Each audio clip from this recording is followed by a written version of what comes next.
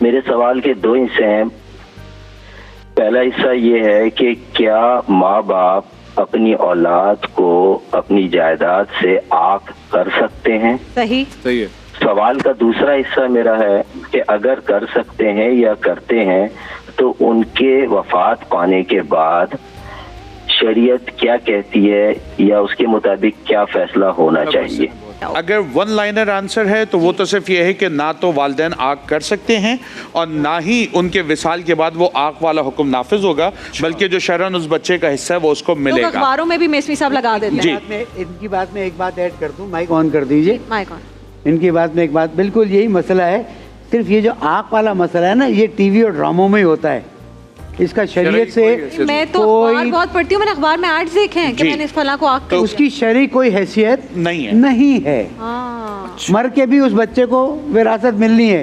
اس لیے بچے سے کہوں گا ماں باپ کا احترام کریں، اور ماں باپ سے کہوں گا اپنے ذہن سے نکال دیں کہ آپ عاق کر سکتے ہیں. اچھی تربیت کیجئے تاکہ آپ کے آخر وقت میں وہ کہے رب ارحمہما کما ربیانی. This is the most important point کہ آپ اس کی تربیت اس نہج پر کریں نا کہ یہ حالات پیدا نہ ہوں. اور یہ تمام جتنے نوجوان بچے جن کی اس وقت شادیاں ہو رہی ہیں ان کے لیے خاص طور پر پیغام ہے کہ اپنے بچوں کی اس نہج پہ تربیت کریں کہ آپ کو بعد میں جا کے اس قسم کے حالات کا سامنا نہ کرنا پڑے. البتہ زندگی میں کوئی تحفے تحائف والدین کسی کو دینا چاہیں اس میں بھی شریعت کے مطابق بچوں میں عدل کرنا چاہیے، یعنی برابری سے دینا چاہیے. اکثر یہ ہوتا ہے کہ وہ والد نے عاق کر دیا تھا تو والد کے گزر جانے کے بعد باقی کے بھائی بھی کہتے ہیں کہ تمہارا جینا مرنا خوشی میں کوئی اب تعلق نہیں ہے اور جو بھی جائیداد میں وصیت میں تمہارا اب کوئی حصہ نہیں ہے. تو وہ بھی بتائیے. عاق کی جیسے کہ علماء نے بتایا ہے کہ عاق کر دینا اور عاق لکھ کر دینا اس سے یہ کوئی شریعت کا قانون نہیں ہے.